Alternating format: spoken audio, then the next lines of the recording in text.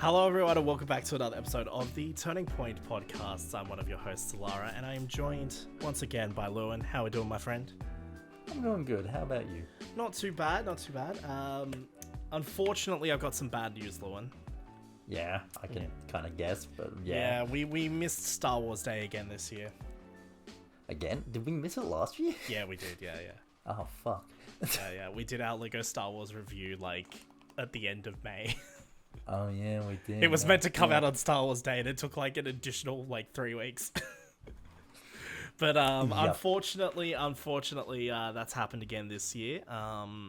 You know, that's the way it is sometimes. You're just busy with life, and you just can't get to editing things in time. So, you know, it just doesn't happen. But we do have some Star Wars things to talk about. We've got, obviously, Jedi Survivor just came out a couple of weeks ago, and you guys have been playing it. I haven't. And we've got the Mandalorian, though. We got that to talk about. So very exciting stuff to talk about still. We're still going to talk about Star Wars.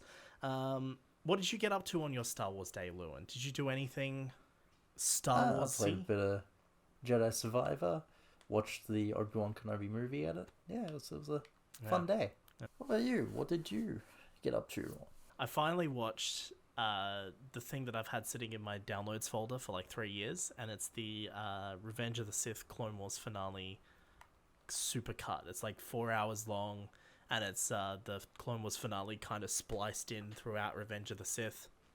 Very cool. It's really good at it. I really enjoyed watching that. And to be honest, I'm going to be real with you, Lewin. I think it's my preferred way to watch Revenge of the Sith now. I'm going to be honest. Fair enough. Just Ahsoka because... stan you. Yeah, I need Ahsoka. So I need Ahsoka in my life. So that's my preferred way to watch it. But it's really good. Really good how it ties everything together, and they do a good job, especially because there is some crossover between those two separate stories throughout the story of Revenge of the Sith. So the way they've kind of edited it together works really well. But that's what I did on Star Wars Day. But we're joined once again by Jacob this episode. Welcome to the podcast. How you doing? Thanks for having me. I'm pretty good. Yourself? Not too bad.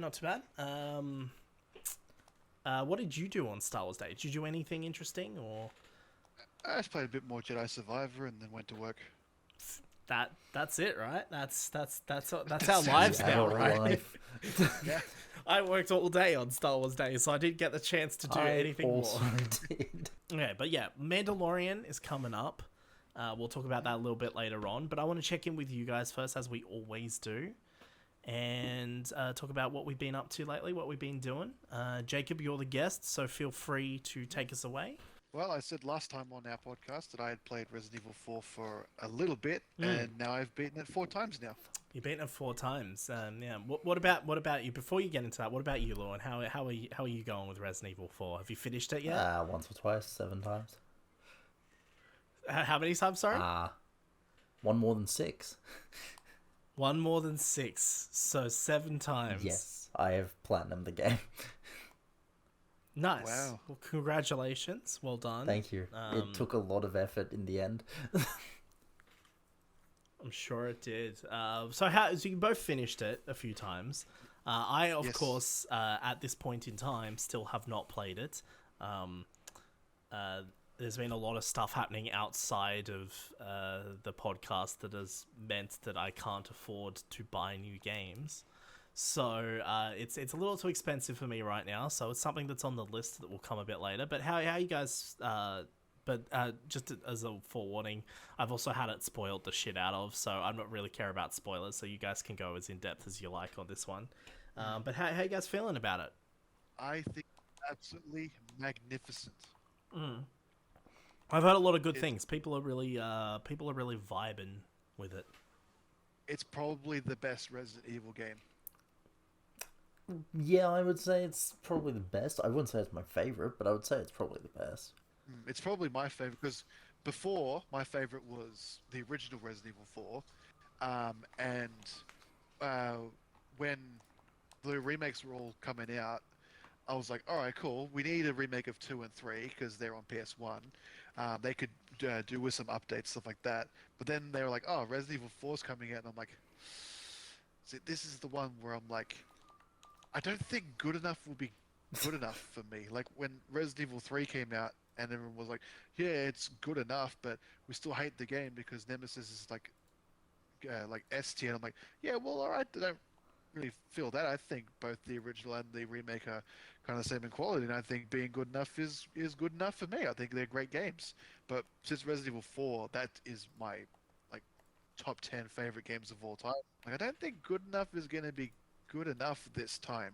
So I'm so happy that when I sat down and played Resident Evil 4, I'm like, oh wow, like everything is at the very least just as good, and some things are genuinely better. I am excited to jump into it. As much shit as I say about Leon Kennedy, I do like Leon, and so I'm interested to see this part of his story. But yeah, I'm keen to get into it. It's just going to be more of a matter of when, rather than if I play it. It'll be more of a matter of when. But I will say one game I do want to see remade is I know a lot of Resident Evil fans say that this shouldn't be made, but I completely disagree. But I do think we need to get a RE engine version of Resident Evil 1. I do think that needs to happen. I fully at some agree. I point. thought you were about to say Code Veronica there for a second. No, I fully agree with RE1 being remade. I think you just fucking do them both. I know very little Yeah. around Code Veronica, so I'd be excited to play a remake of that. But I would like to see him do that, because I have been, spoiler alert for something I'm going to talk about in a little bit, but I have been playing a little bit of RE1, the remake, and I'm enjoying it. I like it. I've got a few little issues with it, but one thing I'm constantly thinking about playing it is I'm like, I like this. This is good. But I would also prefer it if it was in the same kind of style as Resident Evil 2 and 3. No, I fully agree. As much as I love RE1. Yeah, so I hope they do that. I want them. It's mostly just so they can bring back Nicole Tompkins as Jill, but that's Yeah. that's what I'd like to see. I'd like to see that. I'll tell you what, though, my opinions on potential remakes for Resident Evil have changed now that I have played 4, because before, if you don't mind me going on a little bit, Oh no. before it was like the first one, you know, historically had a remake for GameCube, so that's fine. And then they're always talking about they're going to do 2, they're going to do 2, they're going to do 2. And they finally did do 2. I'm like, all right, cool. And then the word on everyone's minds was, well, there's got to be 3, because 3 is the only one now that 2 has been remade, that predates even the MT Framework engine, Yeah. which is a reported engine that made all of the PS2 era onwards and PS3 era ones. So like, it's the one thing that when people say, "Oh, I hate the Resident Evil 3 remake," I can kind of understand, because I don't mind, because I don't look at remakes to replace the original. I think they are more of a companion piece. But for someone who doesn't, you know, hoard and hold on to all of their old consoles and only has their like new systems, it does make sense if you try to look for a remake to try and fill the place of the original. So when you have like all your Resident Evil games on Steam, or your PS collection or your Xbox collection, and they're like that, it's kind of weird to go, oh, here's the Origins collection with 1 and 0, here's 2 remake, and then here's 4, 5, 6, 7, and so on and so forth. So it's like, all right, there has to be 3. So I was actually looking forward to, all right, so they're going to remake 3. And I'm like, but that's it though, because you can find 4 on literally every system. It's like, oh, It's like the Skyrim of Resident Evil. There wasn't really any need for 1, which made me go, all right, they're not going to remake 4 because they're done. They've completed the set. They've done 2 and 3. Now you can move on to either making new Resident Evil properties, or remaking ones like maybe Code Veronica, or maybe Dino Crisis, or maybe an RE engine version of Dead Rising or something. So when they announced 4, I'm like, I don't know how to feel about this one. And now, after playing it, I'm like, oh, this is actually a fantastic game. I'm glad I was I didn't dismiss it, but also not be overly zealous for it. So now that I've played it, I'm like, wow, it can impress me and also uh, be a fantastic game in its own right. So now, with Resident Evil 4 Remake being as fantastic as it is, it's like, oh, we could do an RE engine version of 1. I'm like, all right, well, now that you've proven to me that even though we don't need it, we could benefit from 1, cool. And it was saying, oh, the ending for 4 sets up Resident Evil 5 Remake. And I'm like, That's what I've heard, yeah. cool. That's cool, but I think they should do a Code Veronica remake first because so much context between RE1 and 5 is given to the dynamic between Chris and Wesker. Yeah. Which means if you only playing the RE engine games, you've played 2, 3, 4, a 5 remake, 7 and 8, or whatever comes afterwards, you're like, what's with this rivalry between Wesker and Chris that we've never seen before? Yeah. Well, so that's another reason why I'm also like, they need to do RE1 again as well. Yeah, that's my thought process on it as well. But then, because if they do RE5 remake, then the storyline will benefit so much more if they remake 1 and Code Veronica first. Otherwise, they would have to completely overhaul their dynamic in the remake. Yeah, they'll have to have like a 10-minute long cutscene at the start, recapping the story. We'll talk about the Steam Deck in a bit, but I want to check in with you, Lewin. What have you been up to lately? Honestly, not too much work, I suppose. Playing through Final Fantasy 3. Again, as you can see that. Yes. As you know, I've been playing through the Final Fantasy games. In the lead up to Final Fantasy 16. Doesn't that come out in like about a month and a half? July. Yeah. Right. So you're up to 3. I never said I'd finish it. Nice. So good. You got another. Oh, but a couple of them are online only, so yeah. Well, you can skip those ones. I mean, Lewin's already been playing Final Fantasy 14. I believe. True. You may remember me talking about playing the 3DS or the DS version like 2 podcasts ago, I believe it was. If I did bring it. Yeah, I don't remember anything like that, but I think the last I heard about your journey in Final Fantasy was you were playing Final Fantasy 2. I think that's the last thing. I finished that, started playing 3 on the DS.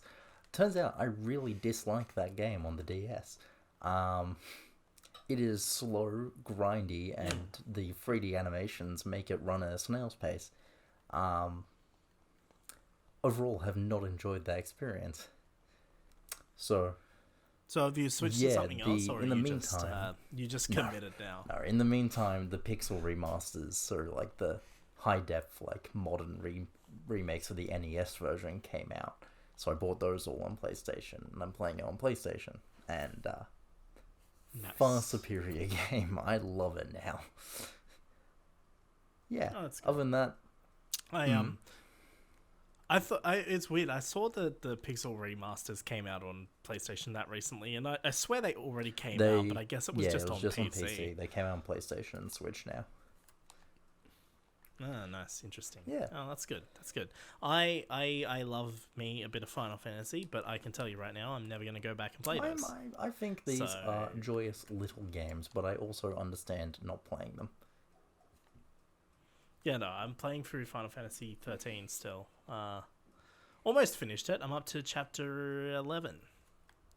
Chapter 11 out of 13. So we're getting through it. Very getting nice. through it. Yeah, almost finished. 2 more games to go.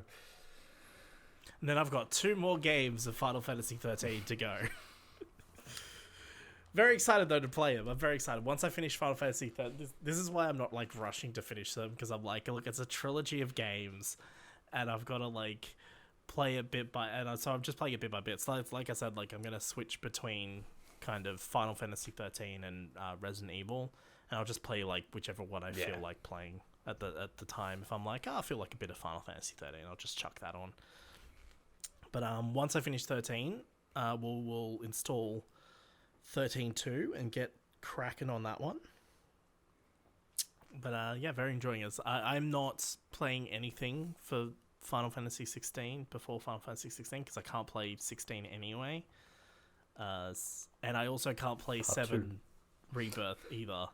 So I'm just going to have to wait for those to come out on PC in like 2 years. So there's no point me getting excited for those. That said, though, I'll probably watch a playthrough of Rebirth because I don't think I'm going to be able to wait like 2 years for it to come out on PC. So I'll probably watch a playthrough of it. But I'll save Final Fantasy 16 for whenever I can play it.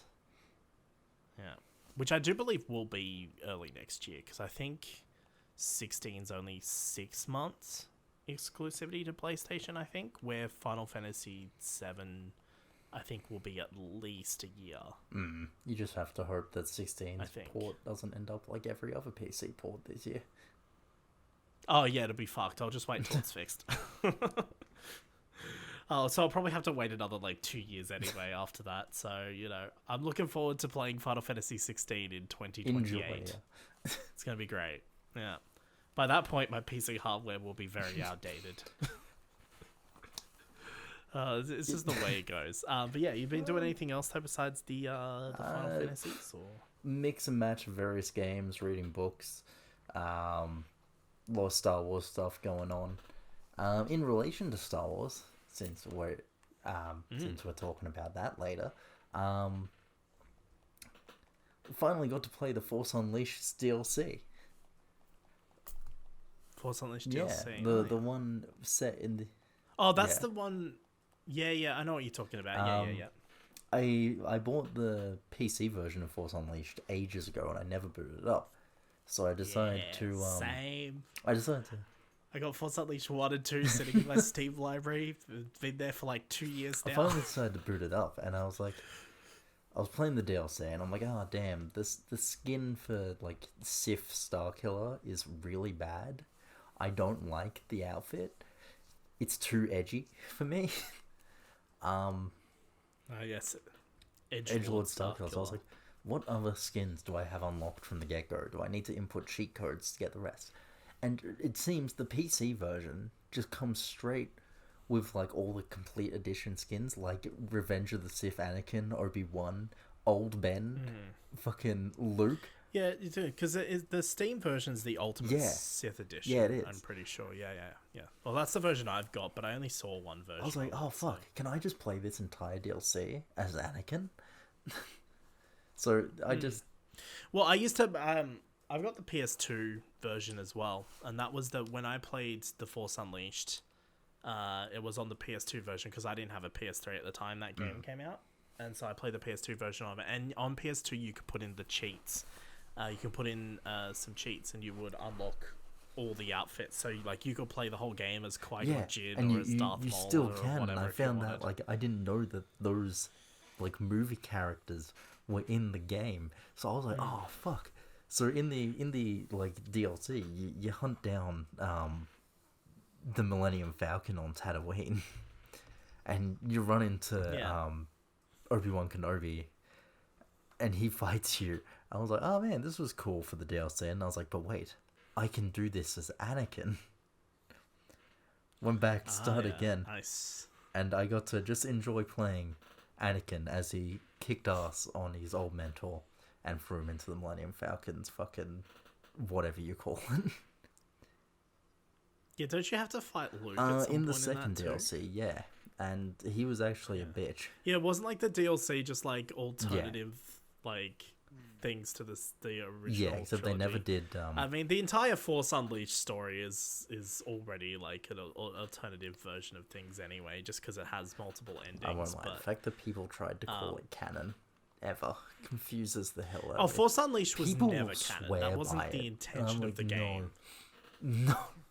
Well, it doesn't matter not now canon because anyway. it's not canon. It's all Legends now anyway, so it doesn't matter. But at the time, I remember there were people trying to insist Starkiller was canon, but I'm like, it just doesn't make much sense that Darth Vader would have a secret apprentice or anything like that. It's fine. It doesn't matter. It's all good. But I am excited to play it on PC, like you've been playing it, because I do want to play the proper version of the game, not the shitty PS2 I will version. say, probably play with a controller if you do play on PC. I'm going to play it on yeah, Steam that's Deck. fair then. Yeah, good. Nice. Yeah. It's going to be a Steam Deck game. Steam Deck's really good for, and again, I'll talk about it in a bit, but the Steam Deck's really good for, like, that back catalogue of games you might have on your Steam library. That's what it's really good for. And I've checked on Steam, it's on Proton DB, and apparently it runs pretty well with only minor tinkering to get the Force Unleashed running. So it runs pretty much out of the box. So yeah, I'm pretty keen to give that a go. I'll probably play it on the Steam Deck, I think. I'll probably give it an install, give it a go. And I've never played Force Unleashed 2 as well. I actually ended up enjoying it more than the first one, if I'm honest, even though it's shorter. A lot of people have problems with that game, and I understand why, but I enjoyed it. I have both of them, so I'll play through both of them on the Steam Deck, I think. I might even do that after I finish, because I'm currently playing through Life is Strange True Colors again, so I might even do that after that, maybe. But they were good games, though. They were fucking banger games. Like, even the PS2 version is kind of shit, but it's still pretty good. I love the PS2 version. It was the first way I played that game. Me too. The one thing that I know that I don't remember it being a thing in the PS3 version and the PC version. There is one section of the Death Star like laser channel where you're fighting a bunch of stormtroopers in the PS2 version, and you can just fucking force lift them and hold them directly in the way of the fucking beam. I'm excited to play it again. I think that there've always been games I wanted to revisit, especially because I've never played the sequel. I've always wanted to go back, which is part of the reason why I bought them on Steam in the first place, was so I could go back and play them. Well, I've been, as you guys may know, I don't know if I talked about this on the podcast or not, or whether we just talked about it in the recording session, but I did finally get my Steam Deck. It arrived. I was a little nervous about it arriving, I'm going to be honest, because it was being shipped by, out here in Australia, we have a shipping company, a courier company called Aramex. I think that's how you pronounce it. I'm not really sure. But they are notorious for being really bad at delivering things.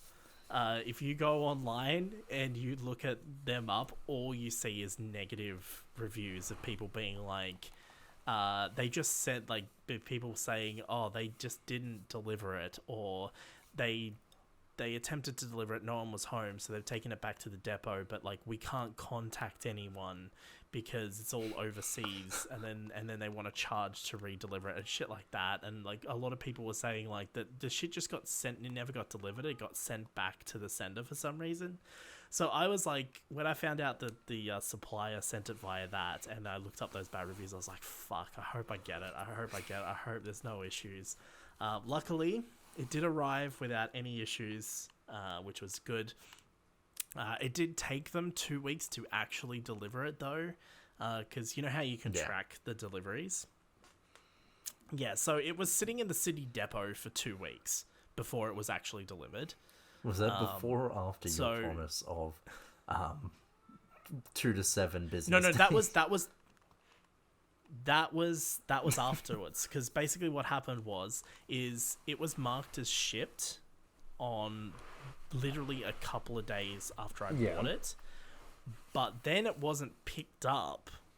So it was marked as shipped by the supplier, but it wasn't actually picked up until a few days later, which was on, I think, the Thursday.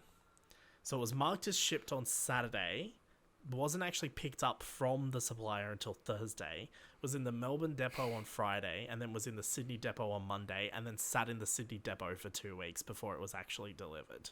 But it did arrive, no issues. I was working from home that day too, so it was easy to grab. And then, so I've got my Steam Deck. And at the time this comes out, I would have had it for about a month now, I would say. So about 1 month later. And it's great. I've been using it, as I said, it's kind of going to be an extension of my PC to a degree. I'm going to be using it for remote play to my PC. But so far, I've done very little of that. And the main reason of that is because I wanted to kind of just play on the device itself and just try that out rather than just using it as essentially a remote screen for my PC. So I've been playing a few things. I installed, of course, what I consider the essential games that I like to just jump in and play every now and then. So I installed Red Dead, mostly for Red Dead Online. I installed Cyberpunk. I installed The Witcher. And I installed Resident Evil 3 because I thought I've been having that Resident Evil 3 itch for a while. So I thought what I might do is just play it on the Steam Deck. But then after a couple of days, I started playing my replay of RE3. Not on the harder difficulties, Jacob. I played it on just the standard difficulty. That's fair. But I also decided, just for fun, I would mod it at the same time because I was like, I want to mess around a bit on the back end and see if I can get the mod manager for Resident Evil 3 to work. Works like a charm. I installed just a couple of simple mods and had that in the background, and I played the entire game. Wonderful. So that was kind of like the first week. The first week was me just kind of installing games, messing around a little bit, and playing Resident Evil 3. And then after that, I decided to install Life is Strange True Colors to do a replay of that. And I've been doing that a little bit each night in bed. I'll kind of, some nights I'll go to bed. Before I go to sleep, I'll play like an hour of Life is Strange or something. Very nice. So that's been really good. And I've also been testing it out a bit with playing Red Dead natively. So I've been doing a bit of online, but I've also been jumping into my save file and just replaying some of the missions and stuff. That's good. I've been testing a bit of Cyberpunk as well natively. I haven't done any testing of Witcher 3 yet. It's been installed on the device for weeks and I haven't touched it yet, but I'll get to it eventually. And I've just recently started messing around with emulation. And I installed EmuDeck, and so I installed the PS2 version of Battlefront 2. Very nice. I would play the PC version, but my PC version's on a disc.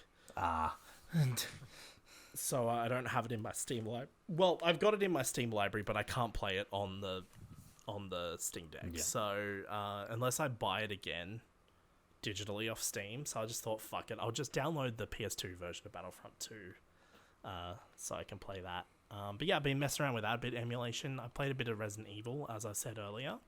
But like I said, I've switched to the HD version for that. I can't play Destiny on the Steam Deck because of anti-cheat. Basically, any game that has anti-cheat won't work on the Steam Deck because Can you Linux. find a workaround for that? Yeah, you can. You can install Windows on the Steam Deck. That's if you want to play it natively. But I just played it by a Steam Link. Do you know what's really weird though? Is I've been playing a lot with the Steam Deck, right? And I went to play a game on my PC the other day with a PS4 controller, and it felt so weird. Like, it was so weird. I was like, my hands are too close together. Like, it just feels weird. Because, like, obviously the Steam Deck, they're much further apart because you've got the screen in the center. And then you pick up a PS4 controller and it just feels so fucking tiny compared to the Steam Deck. But that's just I just got used to holding the Steam Deck in my hands the way I did. So when I went back to a controller, it was just fucking weird. But I would say for the most part, it's pretty good to play games on. There are a few tiny little things. For example, obviously you have to play in lower resolutions, and that can be a bit of a problem for text on screen. So for example, in Cyberpunk, it's good for just the visuals of the gameplay, but you know how in like Cyberpunk or those kind of games, you'll have like your mission objective appear on screen or something? Yeah. That text is a little pixelated, even in the correct resolution for the Steam Deck. It's a little pixelated, which to be fair isn't really a big issue, but things like that, like text on screen and things like that, might be, depending on the game, might be a little hard to read properly.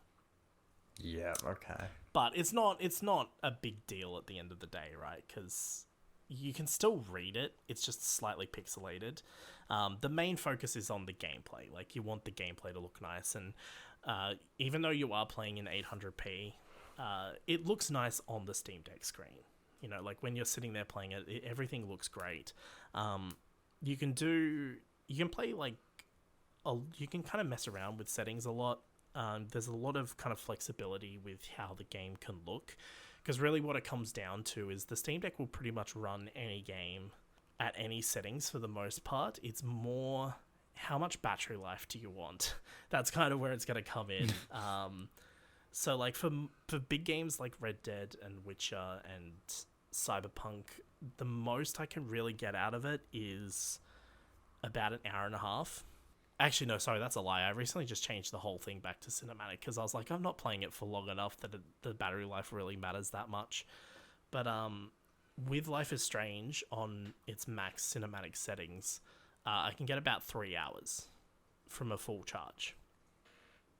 So it's really dependent on the game. Obviously, the bigger kind of open world games require a lot more resources. So, of course, the battery life's going to be a lot less for those kind of games. Where Life is Strange is much more linear. It's not like open world. There's not a lot of high quality textures that the Steam Deck needs to render or anything like that. So you get a bit more out of it.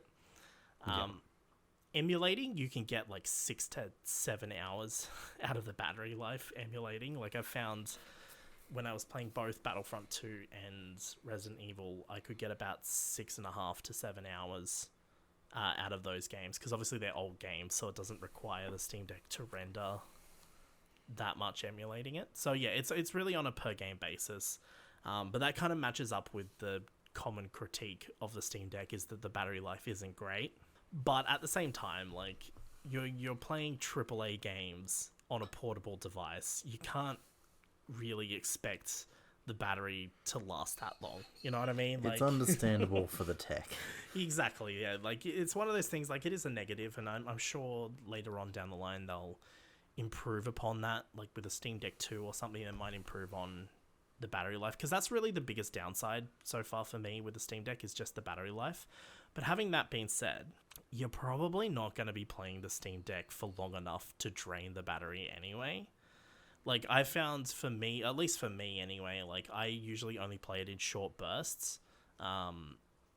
Because if I'm playing something for longer on the Steam Deck and I'm doing remote play, I'll get the full battery life, because the Steam Deck doesn't have to render anything.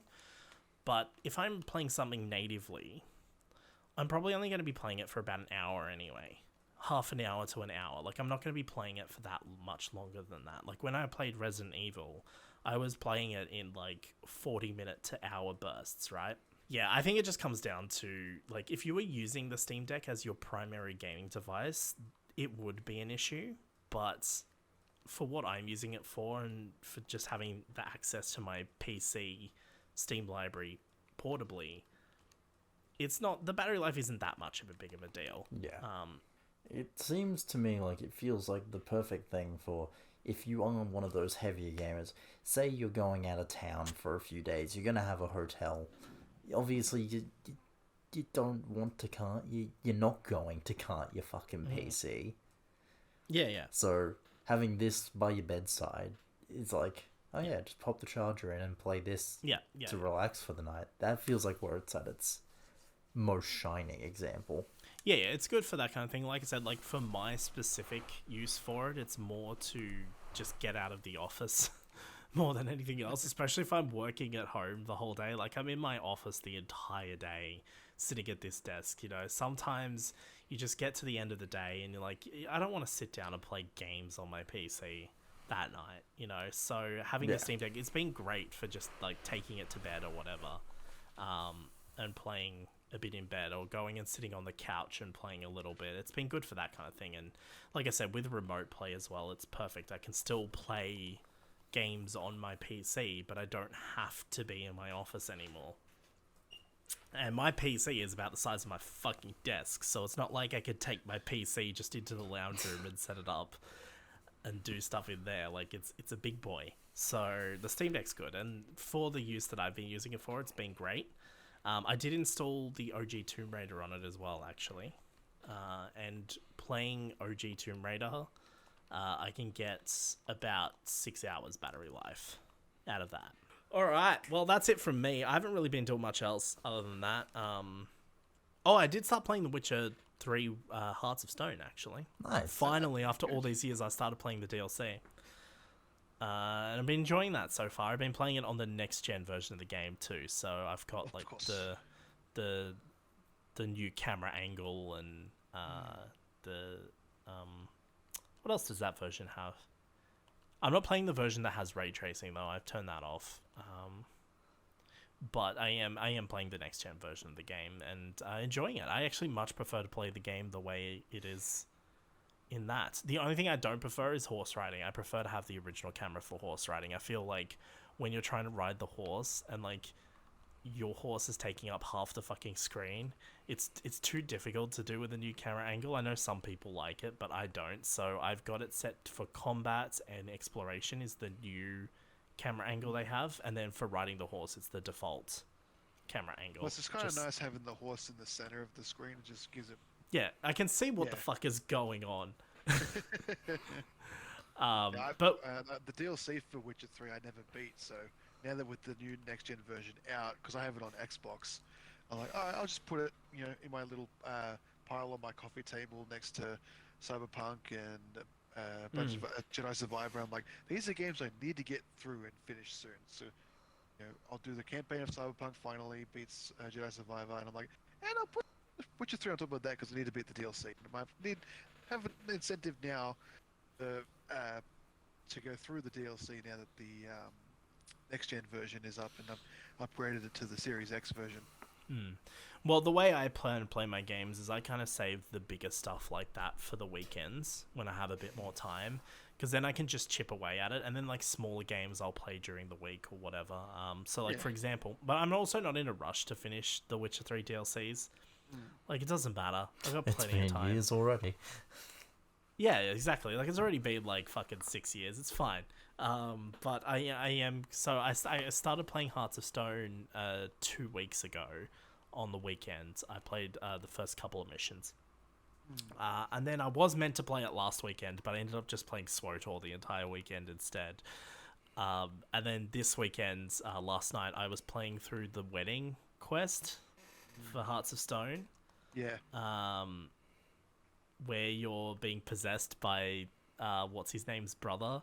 Yeah. And that quest went on for way too fucking long. Like it went on for ages, but I was also like, this is very entertaining hearing Geralt say all these weird lines of dialogues that he just wouldn't say.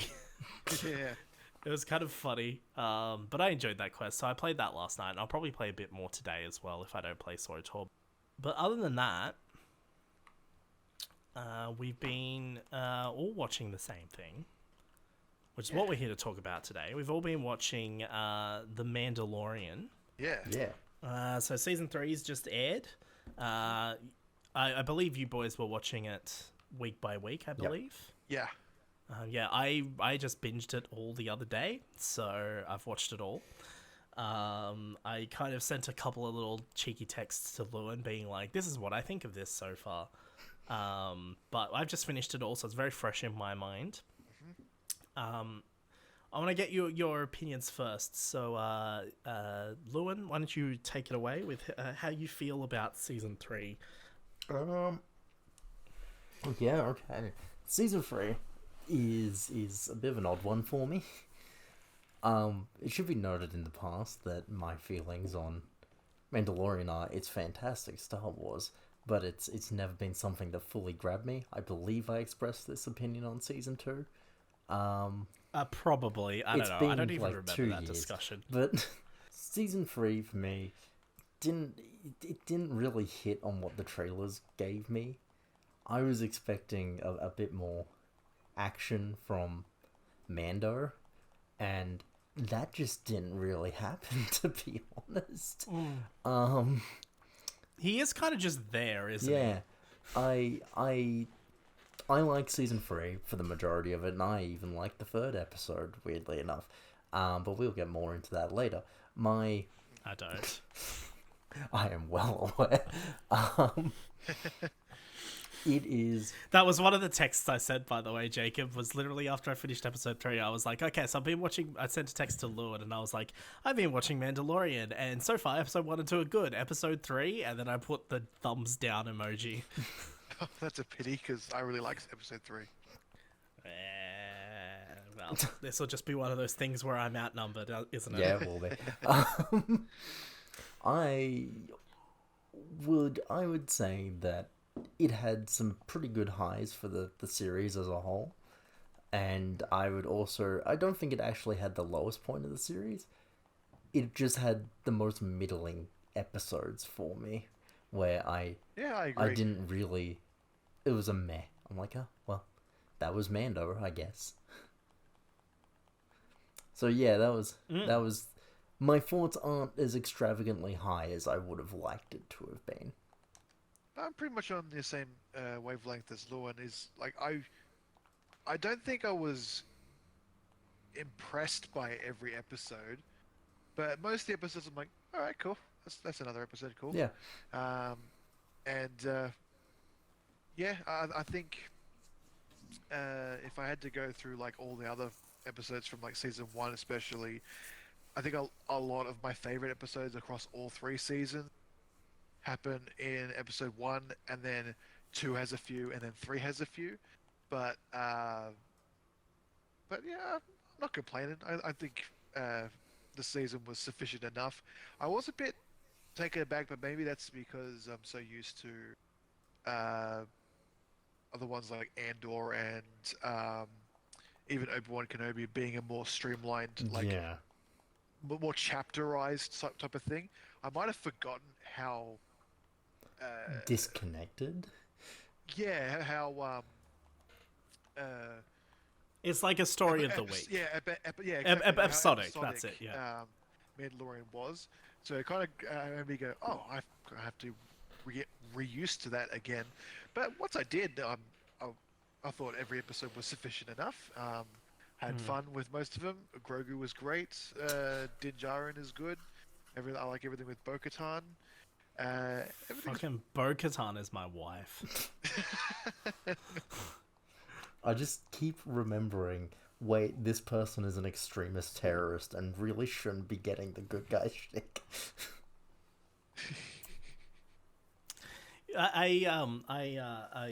Bo-Katan's not a good person at all, and yet they keep playing her up to be. But she's also my wife, so she gets a pass.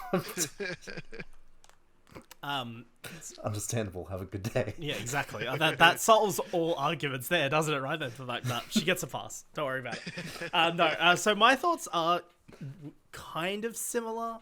I think in overall quality, I think season 3 is probably the weakest one. Yeah. Yeah, I would agree.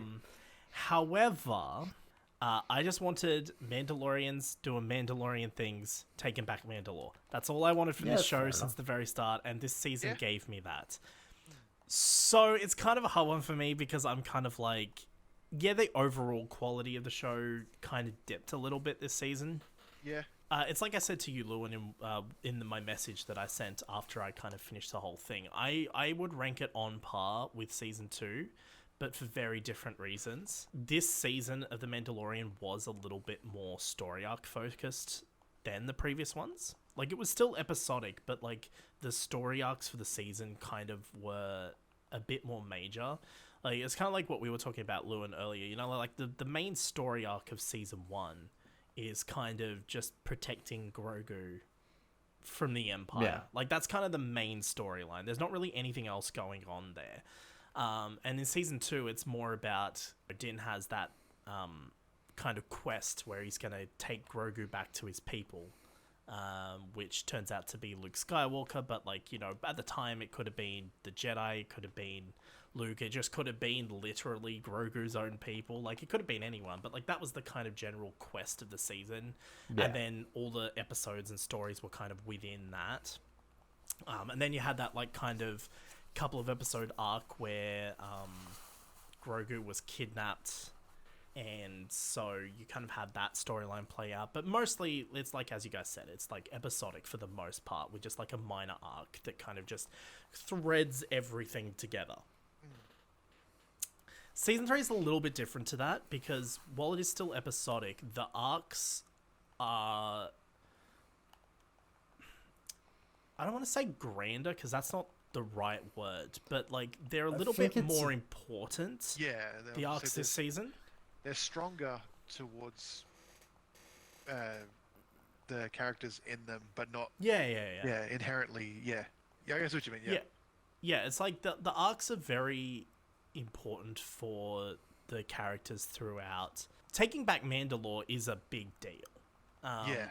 I wish it was more of the season, but it is a big deal. And so a lot of people are like, oh, this season's shit, nothing happens. And it's like, well, not really. A lot of stuff happens that's important to the characters that are the main kind of cast of the show. And this season as well also very much steers away from Din being the main character, and it's more about... It kind of steps away. Like, we still see everything through Din's perspective. He's still the protagonist that you follow in every scene. Or most Yeah. scenes, yeah.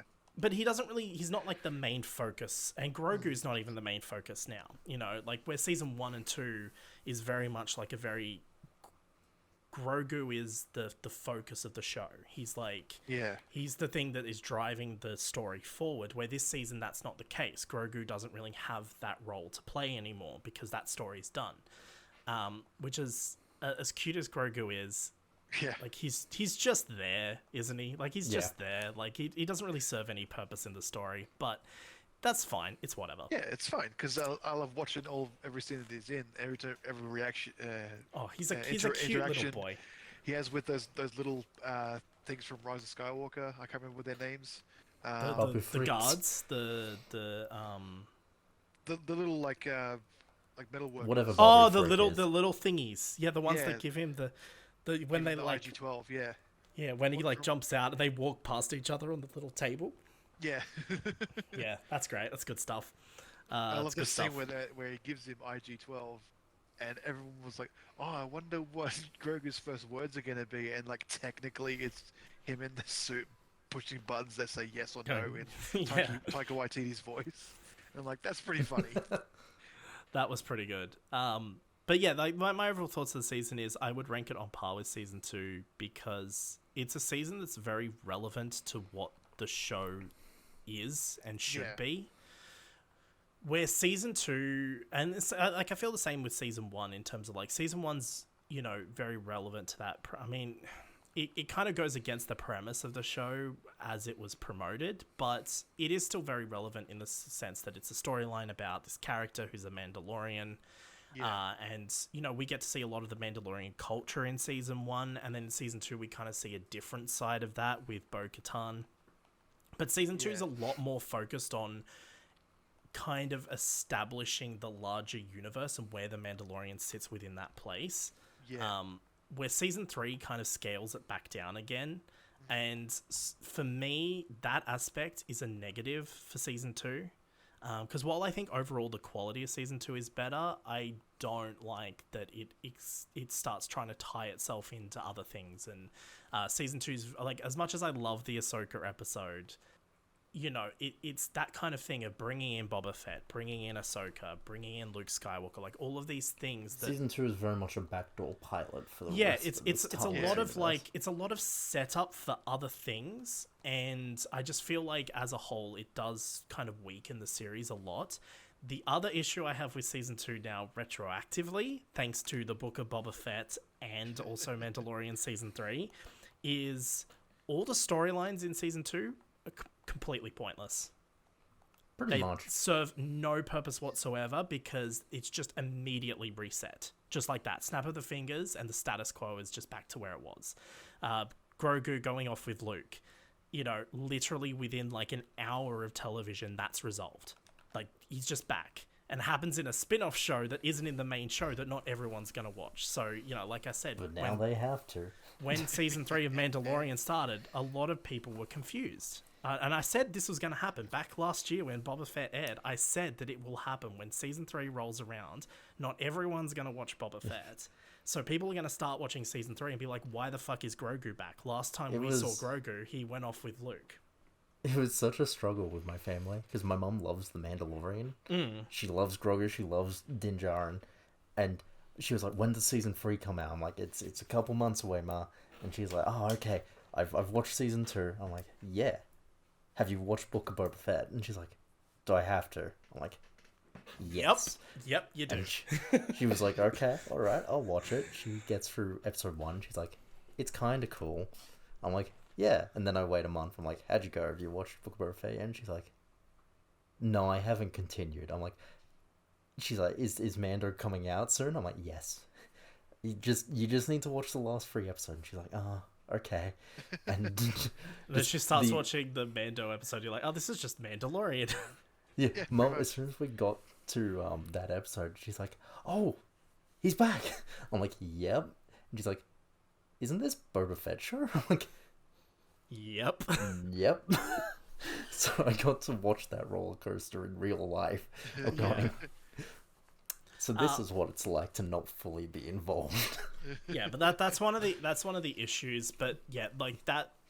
And I talked about this in the Boba Fett episode we did last year, but that whole backtracking on that whole storyline pretty much just makes season 2's whole storyline pointless. It's irrelevant because nothing comes of it.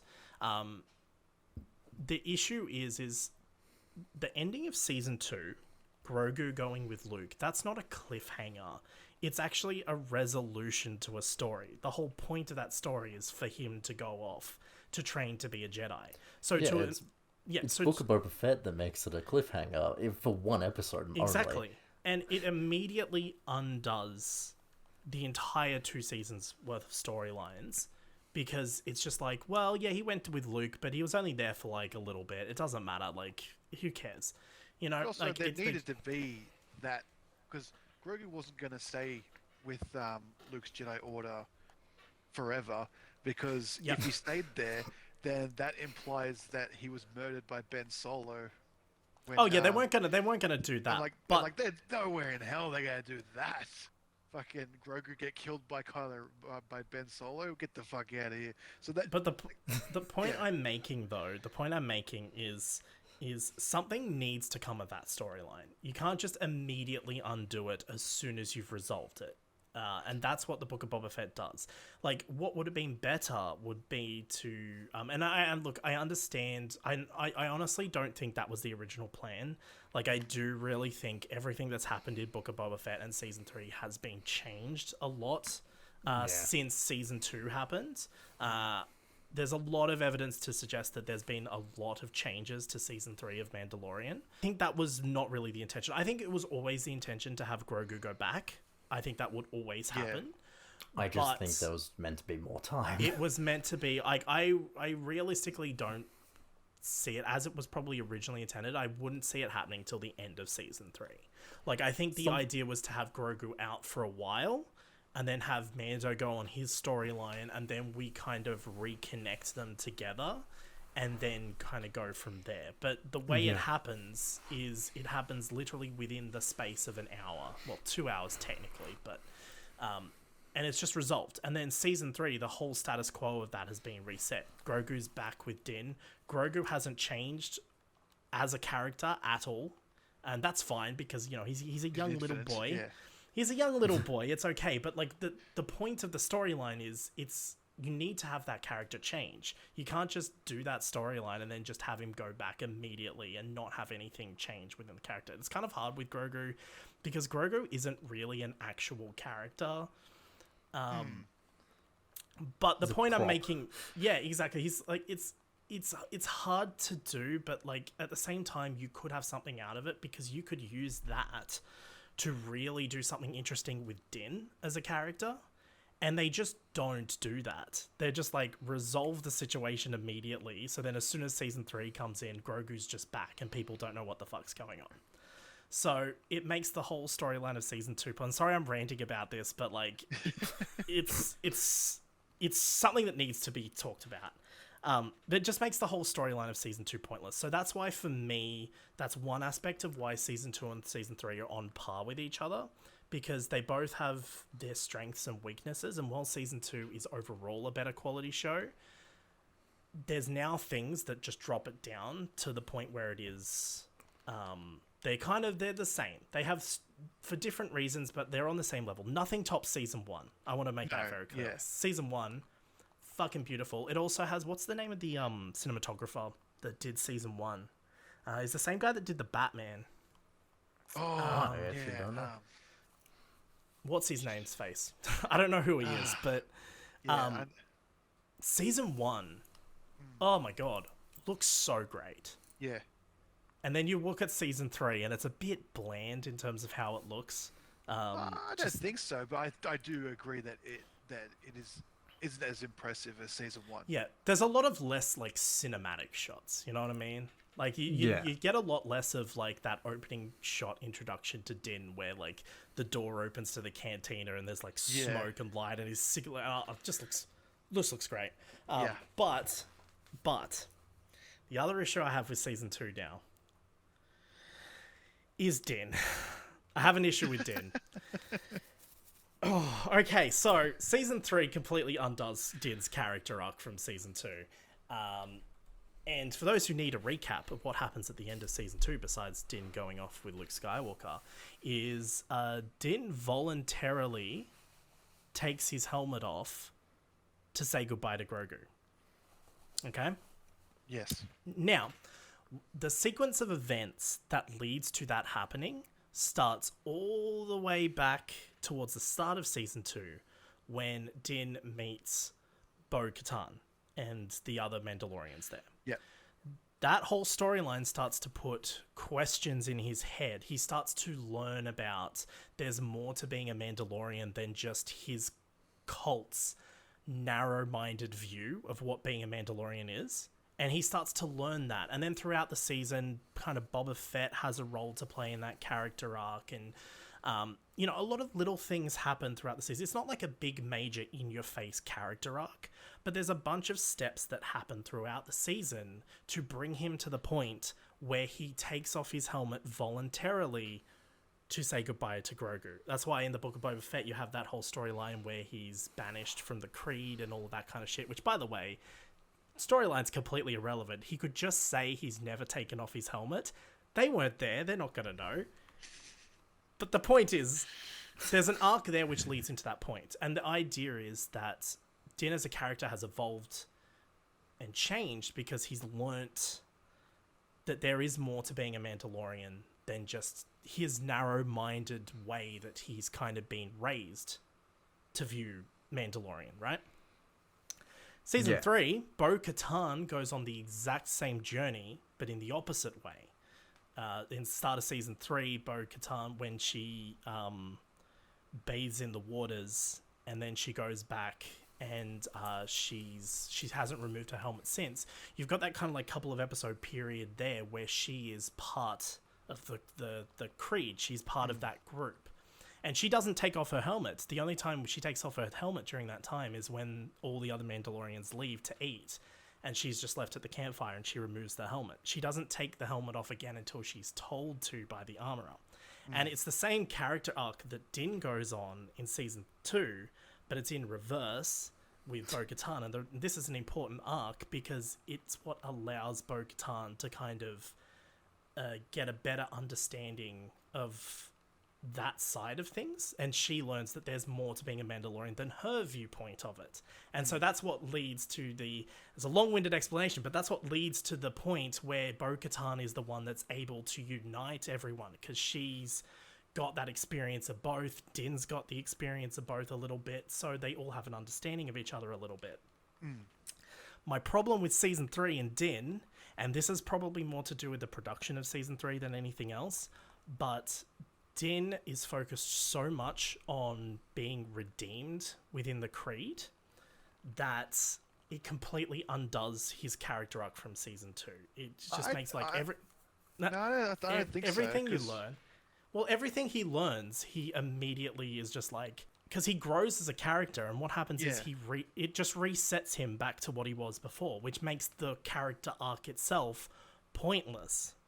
I don't think so, because it's essentially like yeah, of course he wants to be redeemed, but that's because the Creed that he's with, that's his people, and that's like being like, all right, cool, I've got a better understanding of my worldview and my race and the planet which I come from, but what's the point of that if I can't interact with my own family that I've grown with? So it's like, what if I was to redeem myself, then I can be back with my family, the worldview, knowledge, and understanding of the rest of Mandalore's culture. That way I can, be with the other Mandalorians in the Creed, and I can still follow Bo-Katan as she takes back Mandalore, because I don't think Din would follow anyone to take back Mandalore until arcs completed with season 2. So it kind of needs all of the building blocks set forth in previous episodes and previous seasons to get him to the point where he's just where he could be included into a story where they actually do take back Mandalore. Do you know what I did like? I did like the pirate Mandalorians. That was fun. Yeah, they're cool. For like the 5 seconds they had the pirate ship, that was fun. They have like the torn capes and shit, and I'm like, that's pretty cool. Yeah, that was pretty cool. I completely disagree, but I'm not that invested into arguing that point. I think the real reason why Din doesn't take off his helmet though at all, and why actual arc happens, I know is what because say, but I'm like, yeah, I'm not going to argue that one either. That one sounds like a very practical way to go. yeah, I'm just gonna say it's because they were shooting they were just gonna shoot they were shooting The Last of Us at the exact same time they were shooting Mandalorian season 3, so I'll be interested to see the behind the scenes when that comes out, to see if Pedro Pascal was actually involved in the shooting at all. Because you know how in previous seasons how he's been in the suit, but then he's also had the body doubles, and then he ADRs everything after the fact. Yeah. I kind of have a feeling that in this season, the reason why they went the direction they did with his character was because they knew for a fact that they wouldn't have Pedro Pascal at all to film it. So they were just like, we can't have him remove his helmet at all, because otherwise, you know, like you have to do that as like you have to do that as like reshoots later on, because like it's different between Doctor Who, what was happening with Doctor Who earlier this year, where Ncuti Gatwa was filming Doctor Who but also filming Sex Education at the same time, because that's both filmed in the UK, right? See, I am tying this back to Doctor Who, Lewin. You're proud of me? I'm always proud of that. But like that's all filmed in the UK, and the UK is a small place. It's not a big place. The Last of Us was shot out on location. It was shot in all Canada. over. Exactly. Yeah. So it's a lot more difficult to have Pedro Pascal do two things at once. So I think behind the scenes, I think that's probably like one of the reasons why they don't have him remove his helmet at all. Because each season, even before that arc happened, both season 1 and 2 have a scene where we see Pedro Pascal, but I think just that's why we didn't get a Pedro Pascal helmet scene this year, is just simply because it probably wasn't possible to do. Semi-related, semi-unrelated about this whole ethical morality of the clan and him getting redemption, no matter your viewpoint on whether it's a good thing or a bad thing for his character up. Am I the only one who... Am I wrong in viewing the cult as the bad? Because like the armorer just doesn't seem like a good guy. No, the something is fishy.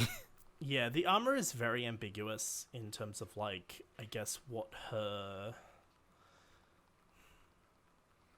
I don't know if motives are the right word, but kind of like how she views things. Like, I think they do deliberately go out of their way in The Mandalorian as a show to kind of paint the armorer and kind of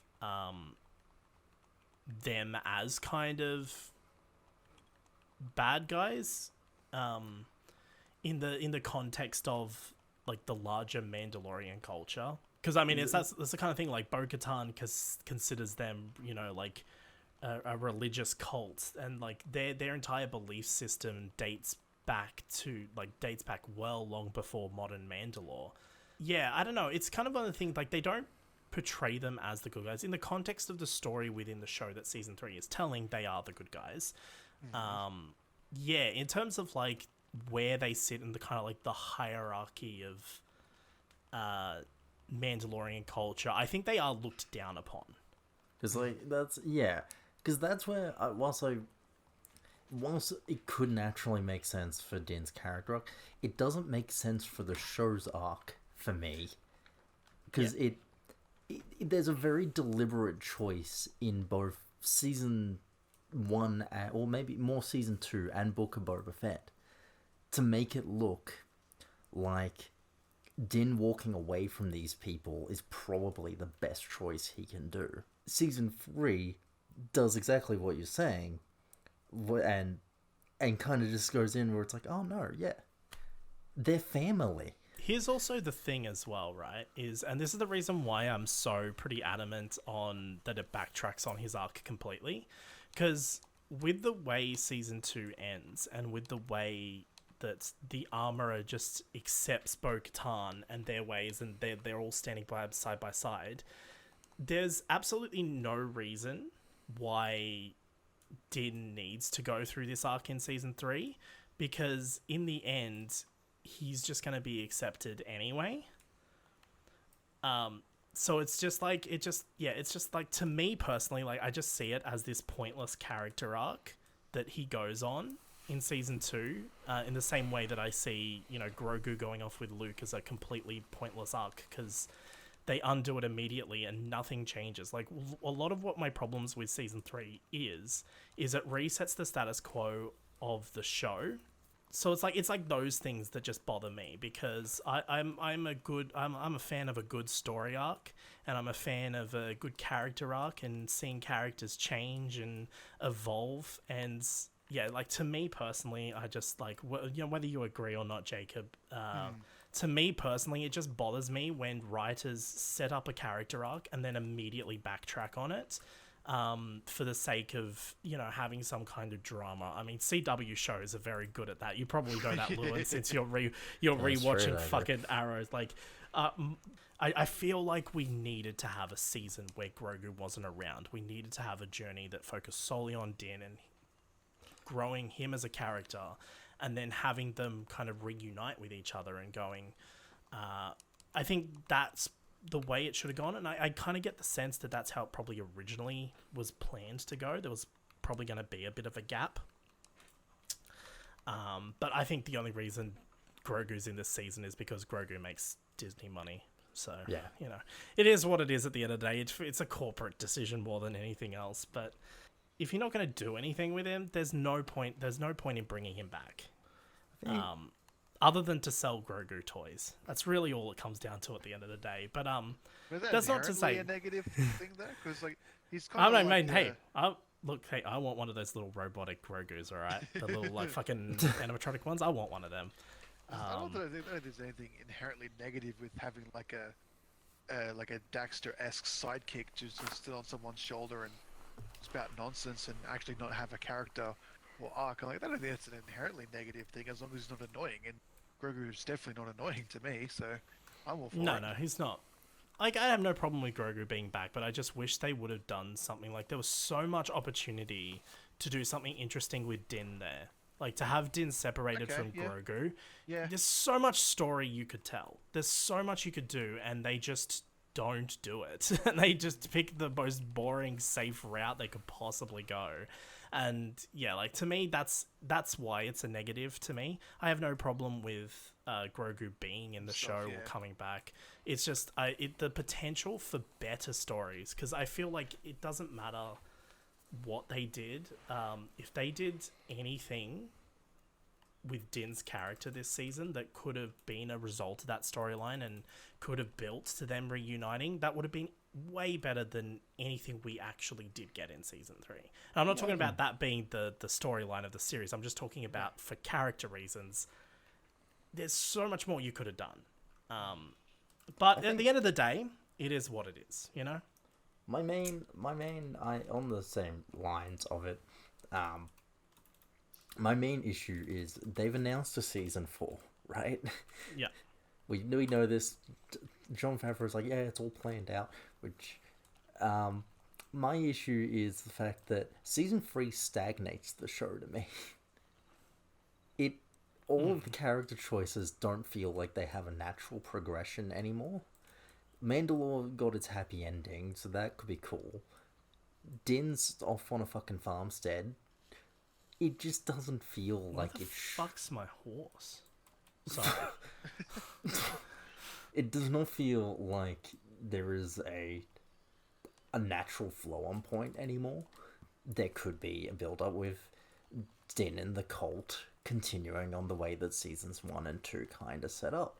But now it seems the way they've placed it, there never will be. It just feels like Din is complacently happy with what's going on with the Mandalore people.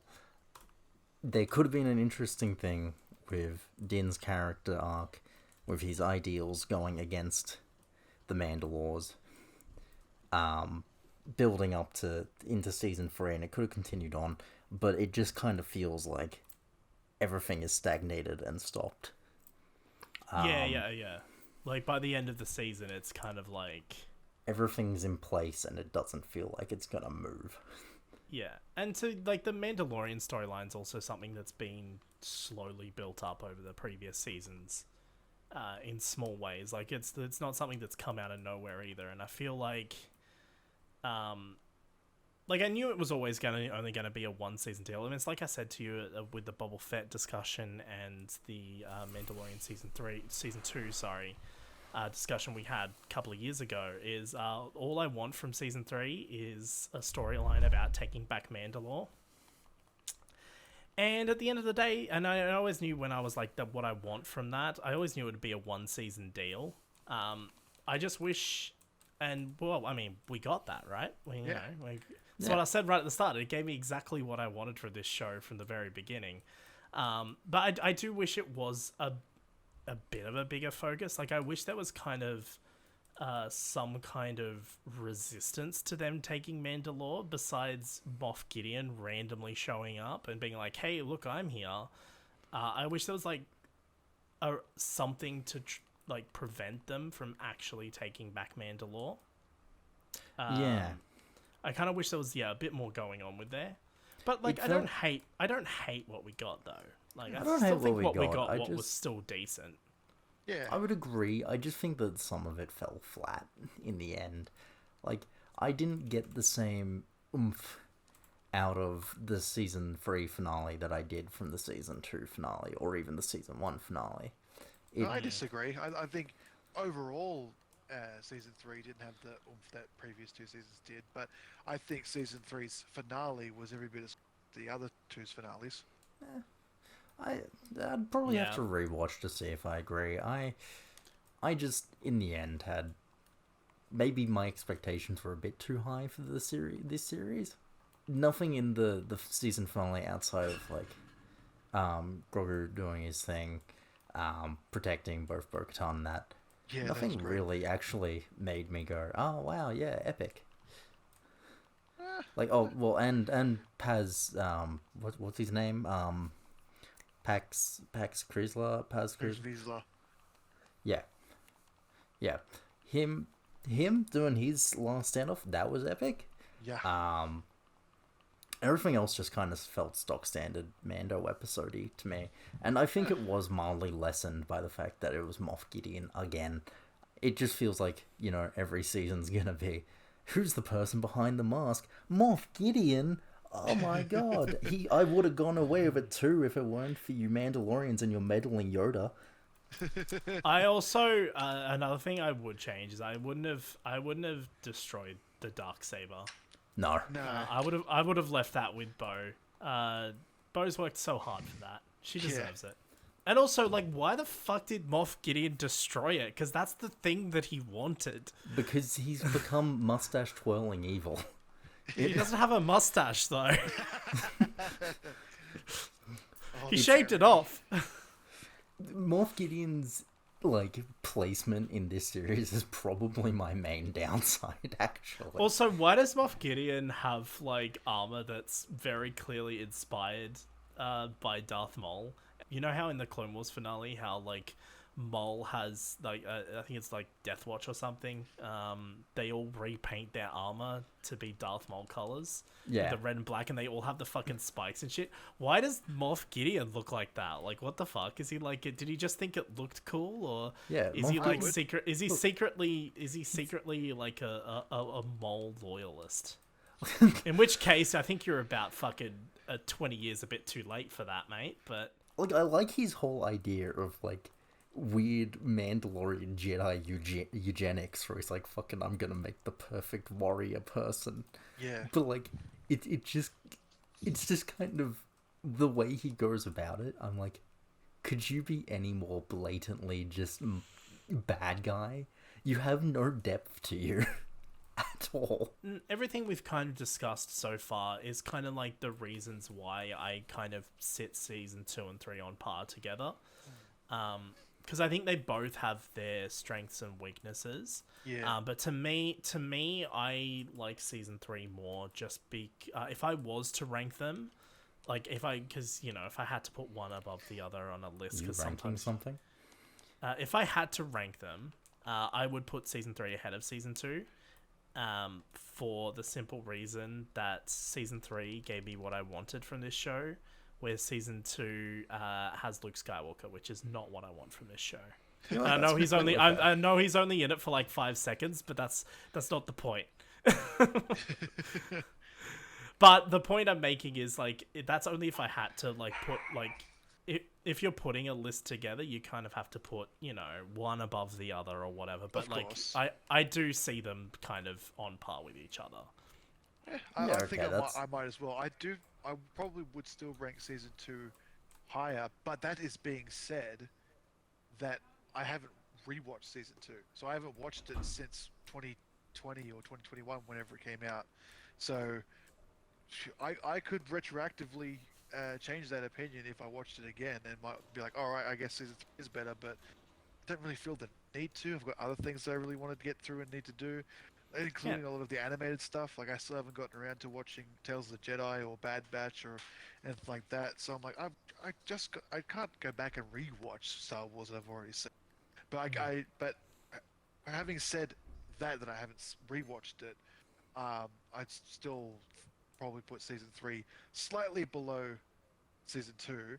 However, I can't be disappointed in really anything that Star Wars does, because like you said, you enjoyed the season. It's got the retaking of Mandalore, so you got what you wanted out of it, right? So I just want Mandalorian things. do Mandalore, yeah. See, I was seeing the first few episodes, going, what is this season like ultimately about? And then as it came together, I'm like, oh, okay, cool. It's like the same thing that happens with a lot of other shows where some people are like, oh, I hate this show or something like that. I'm like, no, I don't even dislike the Obi-Wan Kenobi show, because I needed something live action that kind of bridged the gap between episodes 3 and 4, because there's always that disconnect when you rewatch them. You go, okay, so how does 30-something-year-old Ewan McGregor turn into 60-year-old Alec Guinness? And I know we've seen Hayden Christensen be put in the suit at the end of Revenge of the Sith.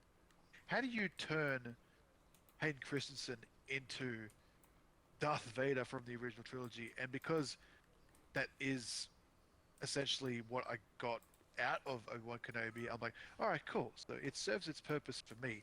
So with Mandalorian season 3 and subsequent other things too, it's like, all right, what are you trying to show me, and would I like what I see? And yeah, and so you have like the last episode of this season be the retaking of Mandalore, and you're like, oh, this is one of the most impressive action scenes all 3 seasons.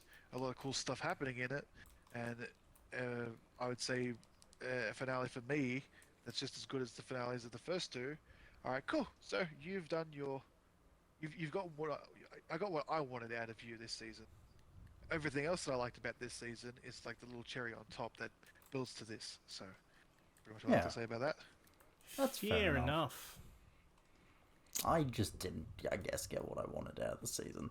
That's not to say that in the end I thought the season was bad. No. I enjoyed a lot of it. I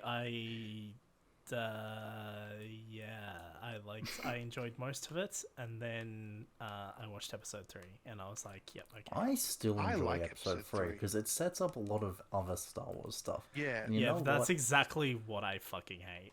But see, if there's one thing, because like I don't need Star Wars shows or Star Wars movies to set up more seasons of different shows and spin-offs and brand new stuff and stuff like that. But the one thing that I have to give Dave Filoni and all that credit for with Clone Wars is that it completely recontextualized the prequel trilogy back in a time where everyone fucking hated them, and it could have been easier to just abandon them and be like, all right, I guess it's 3 movies, and then those other ones.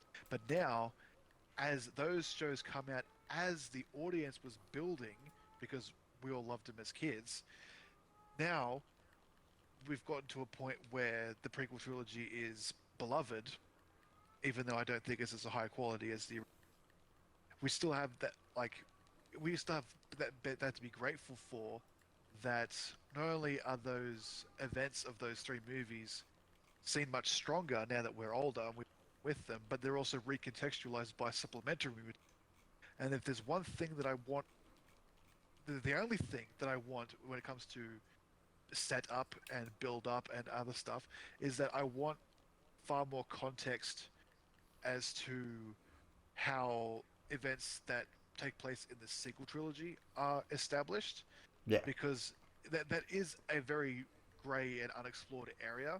So I kind of like seeing was his dad is in one scene of Mandalorian Yeah, season Hux's 3. dad, yeah. Yeah, and Project Necromancer is we saw with Moff Gideon was doing it, but having sort of that seeds of that take place, because if we can end with Dave Filoni's movie, for example, after Mandalorian has finished and after Ahsoka has had however many seasons it wants, if we have all the context we need to fully appreciate the events that lead directly into The Force Awakens, then whatever quote unquote build up or filler or unnecessary crap that people might criticize now, I think it'll kind of be a necessary evil that we'll kind of be grateful for once the entire picture is painted.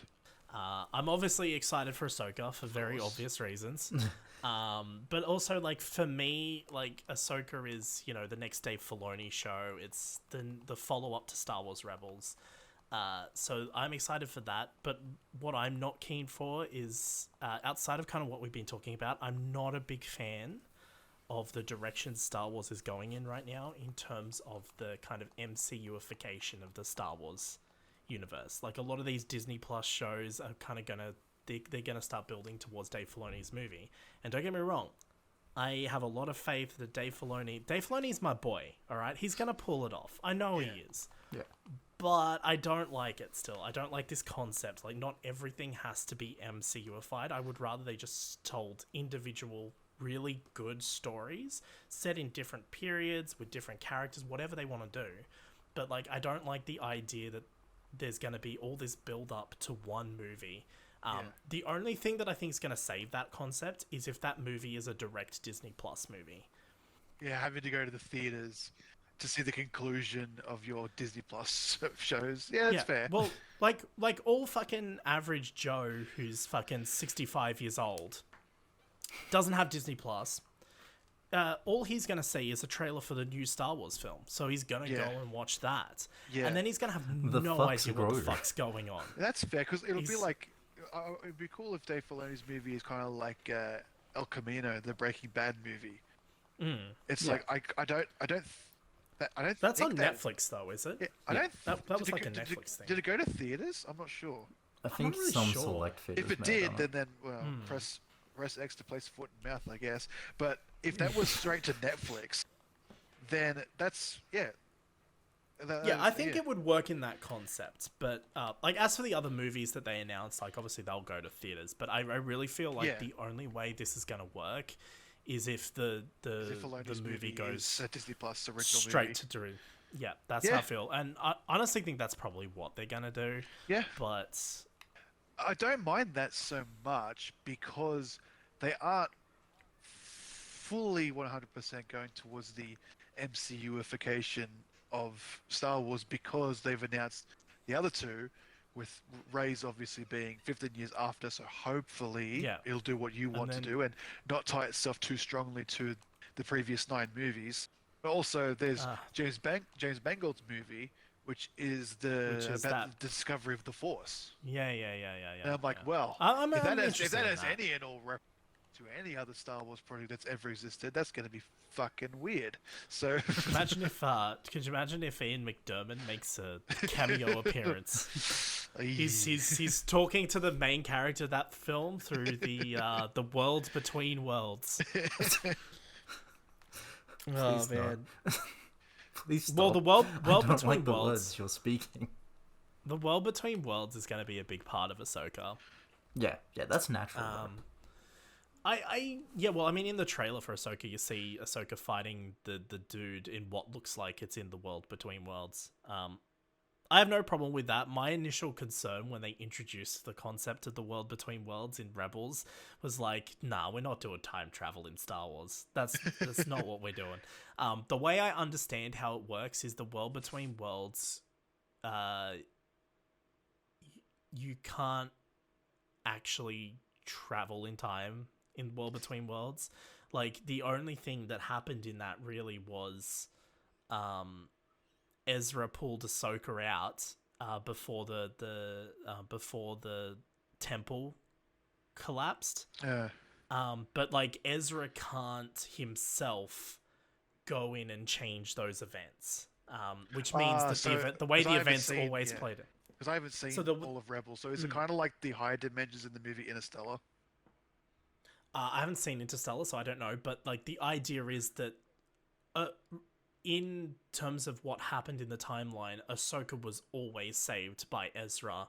So Ezra's not changing. It is like Interstellar. Yeah, Ezra's not changing anything by saving Ahsoka. And that's why he also, the idea, he was tempted to go back and save Kanan. Sorry, Kanan dies. I knew that one. Yeah, okay, good. That's why there was like that temptation to go back and save him. But I think it's the idea is that he actually can't go back and save him because it's established that Kanan dies in that moment. The other thing that there's a lot of theories going around that, like in Ahsoka, the world between worlds is going to show us like alternative events of things that have happened in alternative timelines. And again, I think the idea of the world between worlds is it can't do that. It just allows you to see events that have taken place. I think that's the kind of general concept of it. So I don't mind that in the idea that like they can't really interact with things that much and they can't really change events. It's always going to be a set timeline of events. So I'm interested in where things are going. For me personally, though, I don't know. I really don't want much more Mandalorian. Like, I feel like they've, like you were saying, Lewin, it's kind of stagnated. I feel like you could just not do a season 4 at this point, and I think things would be fine. I agree. Yeah. So I don't know. It'd be interesting to see what they do. Heck, make Boba Fett a more interesting character with a season 2. Oh, that was another thing. Apparently, Tamara Morrison was like, he was meant to be in season 3. Yeah, I did see that. Apparently. And then he was like, it just never got a call. Never happened. But like, that was the original plan. He was meant to be in it. So it was also showing quite a lot of displeasure at the fact of what they did with Mando and his show. Understandable, honestly. I mean, yeah. Yeah. If half your 6-episode show is just Mandalorian context for the next season, I think that would be a bit weird too. To me, season 3 does not justify at all those 2 episodes being in a separate show. Yeah, fair. Yeah. It should have been in the season. I know the reason they give is like, oh, well, we didn't want to waste time in season 3 on, sorting out that kind of thing, and we want to just get into the story. But you waste time in season 3 on the Jack Black episode, and you waste time on the New Republic stuff. Not that stuff's either of those is bad. I actually quite like the Jack Black episode, actually. Yeah, I do too. The point I'm making... Yeah, see, I don't like the New Republic shit, but I liked the Jack Black. But the point I'm making overall is if you take those 2 episodes out, and then you just add the 2 episodes of of Boba Fett in... You have a complete season of story right there. You have the resolution to season 2, and then next episode, what do you have? You have them together, and oh look, now we're introducing the storyline where Din goes back to redeem himself. Oh no, now Bo-Katan's in it, and it's a more of a complete thing, and that's my issue now. Is also okay, that, like, yeah. season 3 does not justify those big story events happening in a separate show. Yeah. Like, it should have just been the first 2 episodes of season 3. Yes, you'd have to change a few things. For example, like, you could still have Din Djarin turn up in Boba Fett in the finale to team up. You could still have that. You just can't have Grogu go back yet at that point in period of time. You can't have him have his new ship, for example, because you can do that in season 3. But, like you'd have to change some slight things, but Actually, like the overall story... I disagree. I don't think they needed to change much, like too much. Like, would it have killed them to make Mandalorian season 3 10 episodes? No. So yeah, I mean, you could totally do 10 episodes. Have all 8 episodes of The Mandalorian be fundamentally the same. It's just that there's another 2 in there that you've repurposed from Book of Boba Fett.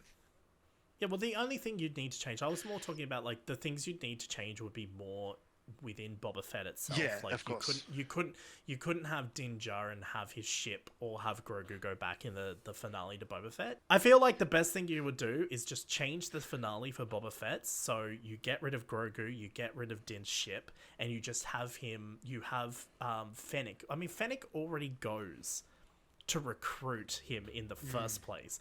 Just have Fennec go after episode 4 or whatever it is. Just have Fennec go to meet with the Mandalorian with Din and recruit him to help with the finale. Like, you could have just that play out like that, and then you just change it so it's just Din and Boba Fett teaming up, and then at the end they go their separate ways, ready for season 3.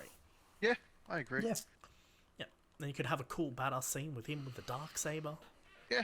But mostly I only say like I agree with that on behalf of the people who don't want to watch Book of Boba Fett, which is understandable, because like for me, I don't mind it so much because I'm like, well, I already wasted my time watching the Book of Boba Fett. I might as well fucking put some good use out of it and have it be useful for my experience of Mandalorian season 3. The larger point I'm making here is it shouldn't have happened that way in the first place. Yeah, but once it has, I'm like, all right, it's fine. I went through, it's fine. And that's what I'm kind of concerned about with where we're going. Yeah. Is I really don't want it to be a case where like you have bits of plot points in this show and bits of plot points in this show. Yeah, and, I agree. You know, whatever, and then it builds. Like, I think the big thing, and this is what I said about Ahsoka from the very get-go, is Ahsoka needs to focus on telling a standalone story on its own. Yes, it can set up other things, but it has to be a complete story, start to finish. Whether that's 1 season, 2 seasons, it has to be its own thing. Yes. And to me, it very much seems like Ahsoka's going to focus less on Thrawn, to me, and I think it's going to be more about finding Ezra.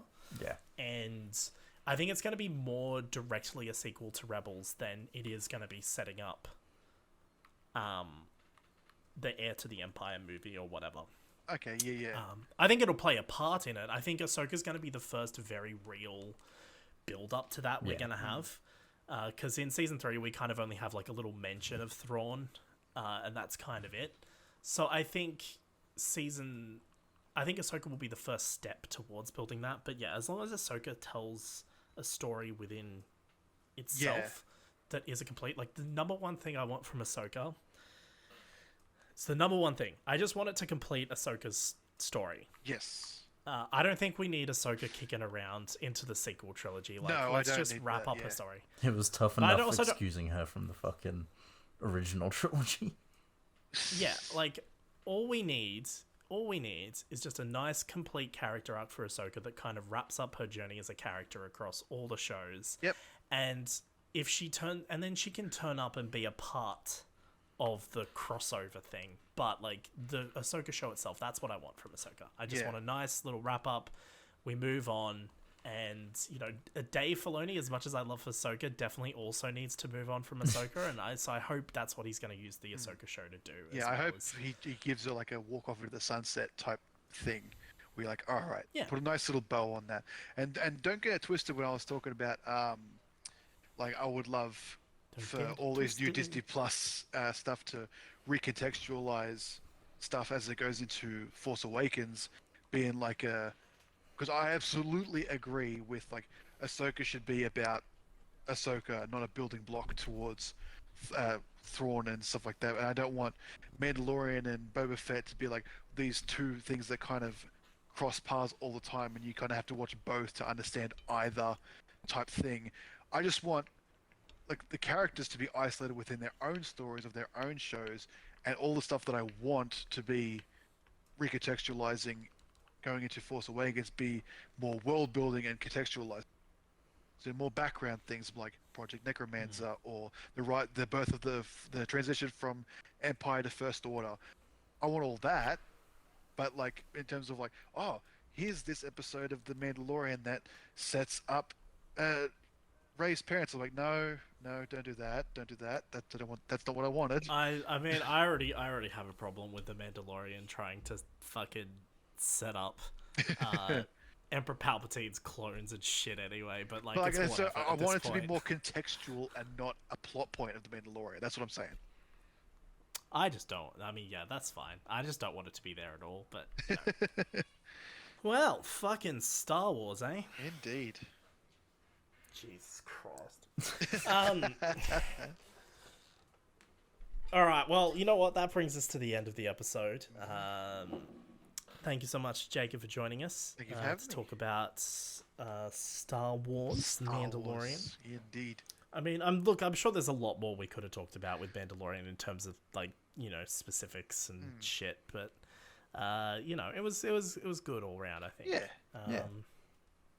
But yeah, that brings us to the end of the episode. Next episode, are you excited, Lewin? Yes.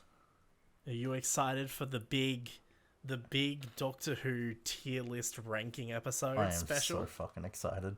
I've been waiting for this. I have no idea the logistics of how we're going to do that, but we'll figure it out, I think. But that'll be the next episode. And I feel like it's a good time to do it as well because, you know, we've got some stuff coming up. We got obviously Ahsoka, as I said. The Witcher's coming out soon across June and July. Yep. After that, you know, like August, we got Ahsoka. And then after that, I don't really think we have a hell of a lot coming out. But after August, like, we're going to start ramping up to the 60th anniversary. Hell yeah. So I feel like, yeah, the next episode is probably the perfect time to kind of get the big tier list out of the way. And then the only other Doctor Who episodes I kind of want to do to celebrate the 60th anniversary is I want to kind of do an episode maybe on the 3 anniversary specials. Yeah. So thank you so much for watching. And I'll let Lewin take us out. All right. Yeah, thanks everybody for watching. Have yourselves all a good night, day, whatever it is in your respective area. We'll catch you next time. Bye. Bye.